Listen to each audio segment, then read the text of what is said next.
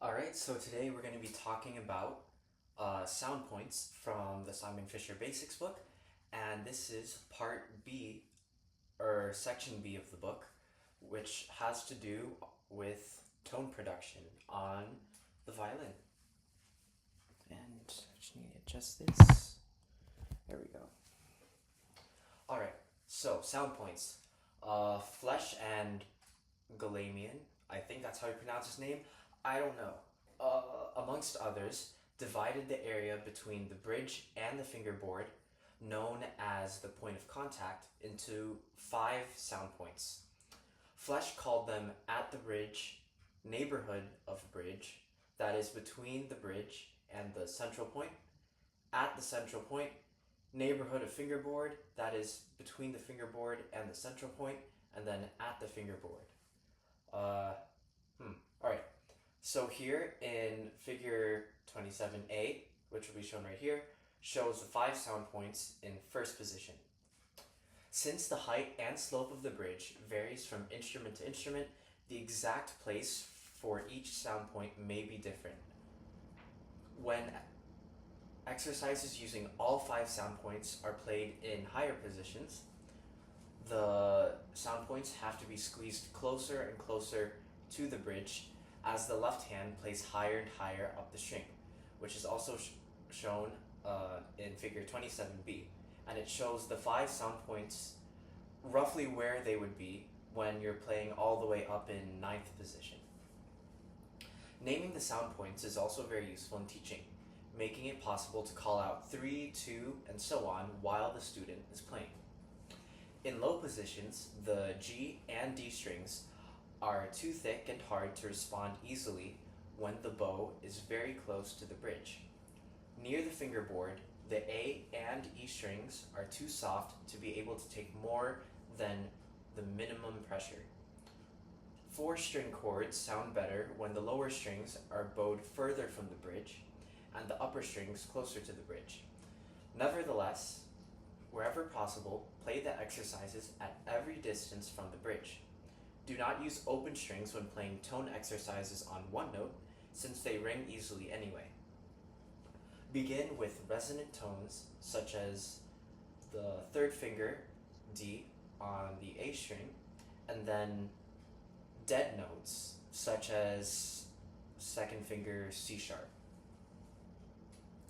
So, practice method. Normally the bow plays on different sound points from note to note and from phrase to phrase. To experiment with the proportions of speed and pressure, keep the bow on only one sound point at a time. All the sound points referred to in this exercise are from figure 27A, which I will show again up here. First step is to begin on sound point 5. So pretty much right on the fingerboard. Use fast, light strokes. By finding exactly the right speed and pressure, make the strings vibrate as widely as possible with a ringing, resonant tone. So for these ones, we shouldn't really be using open strings. So we are going to start with resonant notes such as, like it was suggesting earlier, 3rd finger, D on the A string.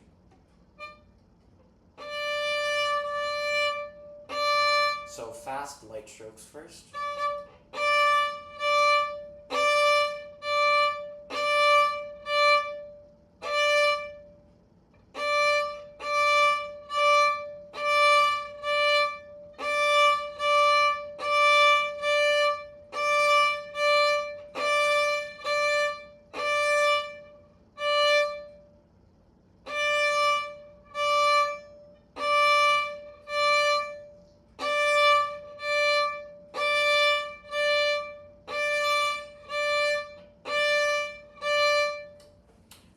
Repeat the phrase or passage playing only on sound point 4. Although still fast and light, the bow will now need to move slightly slower and heavier. Find exactly the right speed and pressure to make the strings vibrate as widely as possible.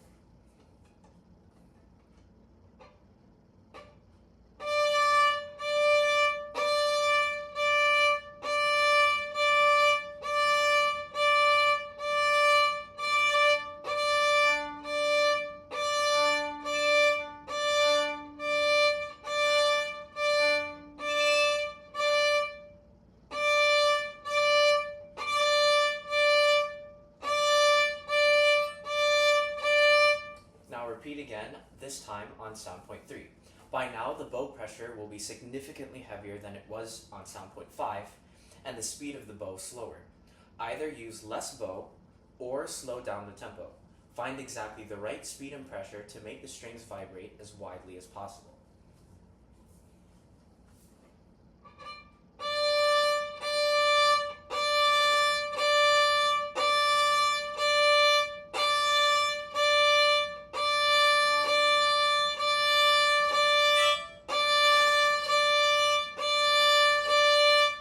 Okay, I want to start on sound point 5 again, so all the way back down here, because I feel like it could be a little bit more resonant.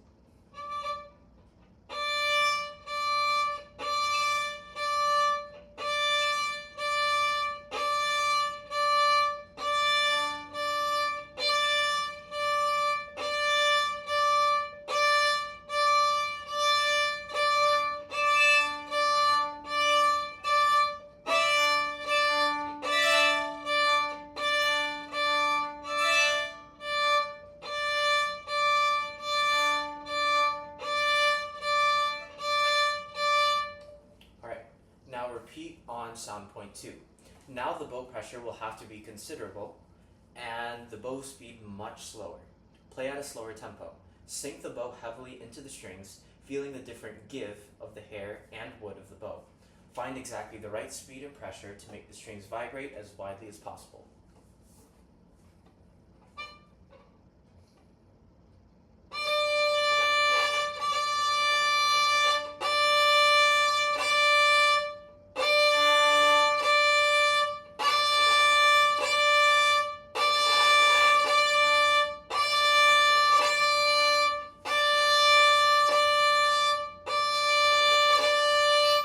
So if I had to give it like a scale of 1 to 10, like how much, I guess, pressure or how much more I'm pressing into the string, I have to say like it's, compared to here, it's like a 6 or a 7. It's definitely way more.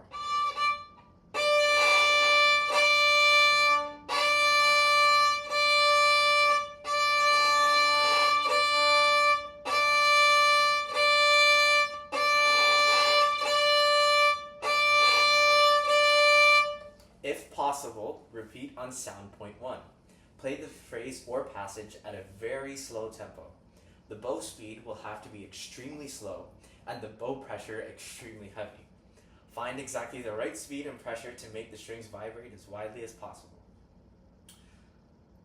So this is where things start to get a little bit tricky because I'm really worried that it's going to start to get really scratchy, or the sound that I'm going to create is going to be really bad.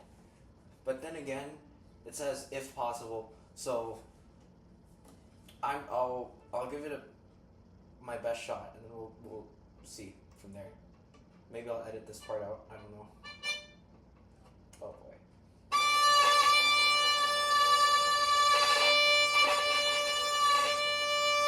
Holy moly.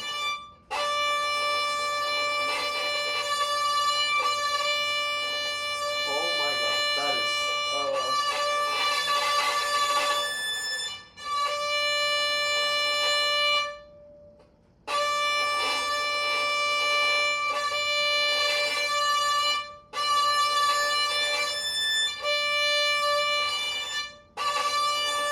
Maybe I should stand a little further from the mic for this. Oh my goodness, holy, oh my gosh. Alright. So as you can see, playing near sound point 1 is kind of tricky. It's pretty tricky. Yeah. Now, in these instructions, it also says, oh, stop. Oh my goodness. Okay, Google, set a timer for 10 minutes. All right, 10 minutes. Starting now.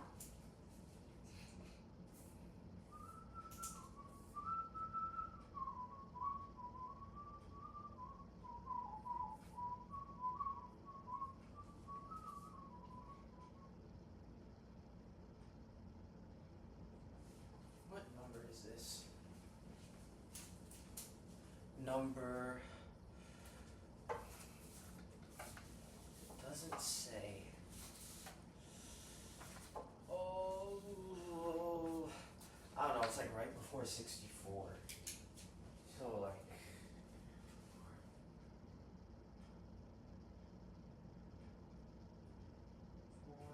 I guess like.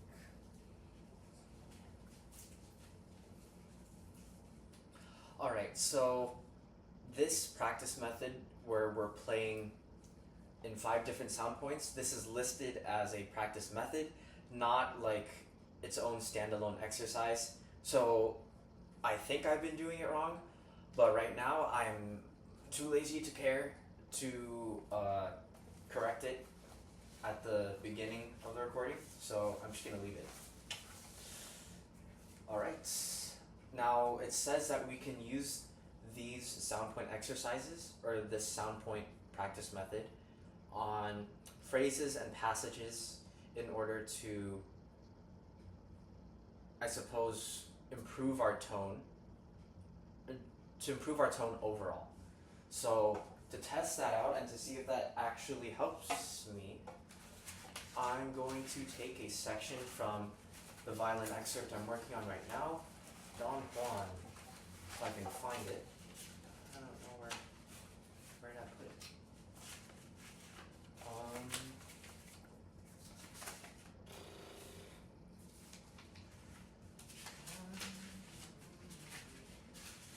Where did I put the?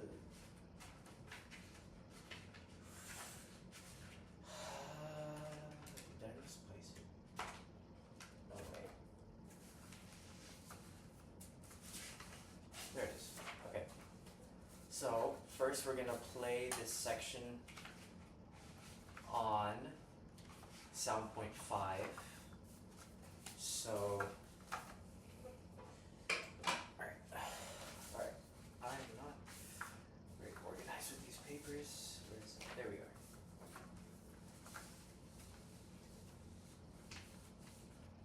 Alright, so we're gonna use this on, let's try, what would be a good place to try this out? Maybe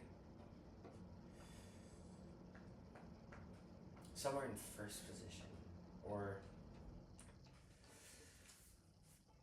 okay, so the problem with this is that Don Juan, the violin excerpt, a lot of it is in like third position and like way higher, so the sound points are going to be a little bit different, or they're going to be a little bit more scrunched together, so I might not be exactly right next to or on the fingerboard, but I'll be like somewhere around here, like around the middle-ish.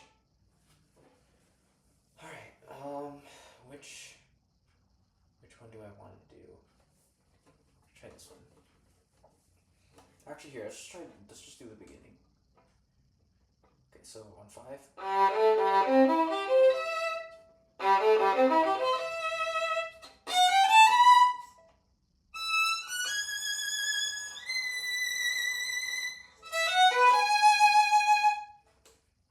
Okay, so that was a little bit closer to, or, no, I moved my bow a little bit too much. Maybe it's just treble here.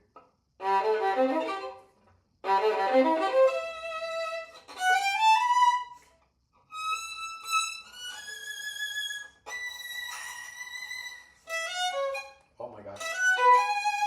So yeah, it's definitely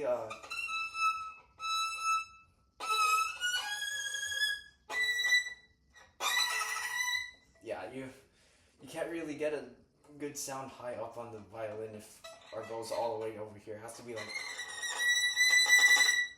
over there. But alright, so that was sound point 5, so let's try moving it a little closer here to 4.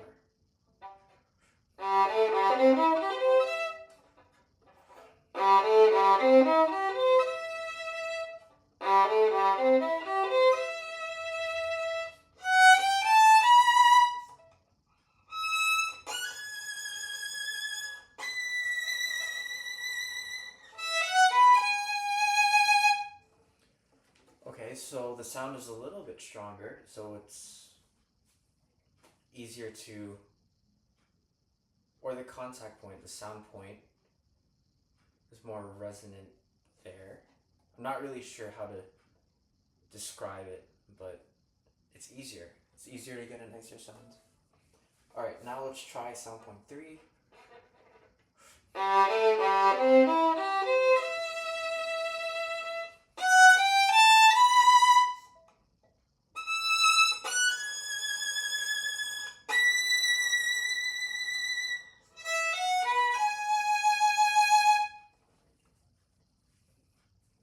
Alright, now sound point 4, or no, sound point 2.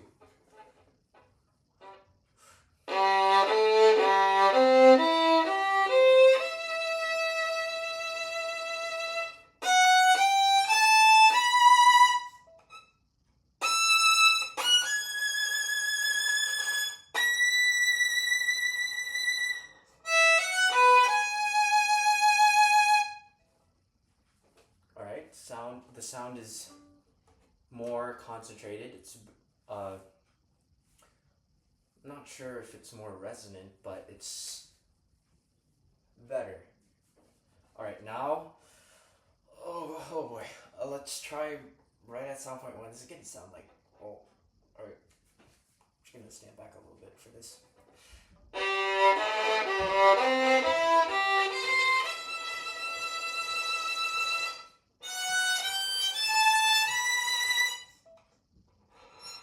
Oh my gosh.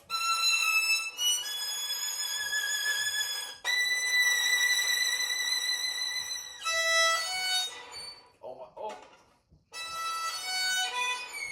Holy moly, I can't, it's slipping.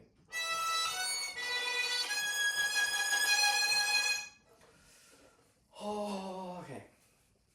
So obviously when we're playing the excerpt normally, our bow is going to constantly be moving throughout the 5 sound points and in between them. So it's not all gonna stay in like one fixed position, but let's try this again, but this time moving the sound point around as we see fit.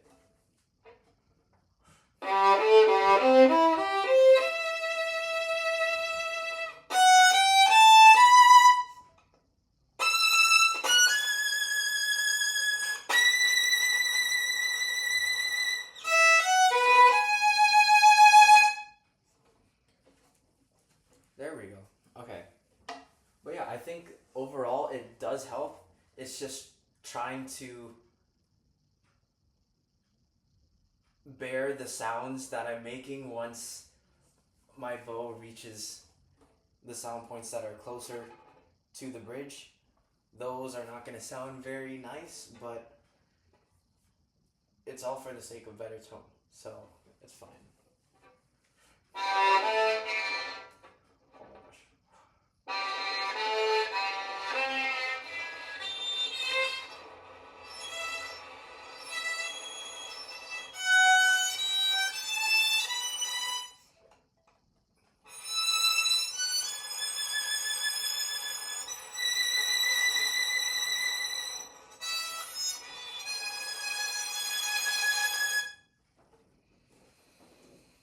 Oh my gosh, I can't. There's no way.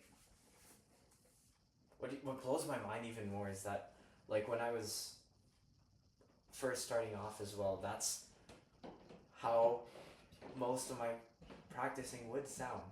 So, I don't know how I was able to do it, I guess, when I first started off, but I'm glad I'm not in, like, the exact same place as before, so it's good.